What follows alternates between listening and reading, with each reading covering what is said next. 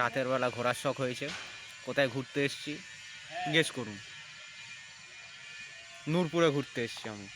নূরপুর কোথায়? জায়গাটা এখন কেউ চিনতে পারবে না, কারণ আমি দেখাচ্ছি এক্ষুনি। কারণ হলো এই জিনিসটা কি, এটা হলো নূরপুর ফেরিঘাট। নূরপুর ফেরিঘাটে হঠাৎ করে ঘুরতে চলে এসেছি। আর নূরপুর ফেরিঘাটের অবস্থা এইরকম। এই নিশ্চয়ই সবাই জানে, কদিন আগে এখানে একটা জাহাজ এসে ঢুকে গেছিলো ব্রেক ফেল করে। তারপর থেকে এই অবস্থা।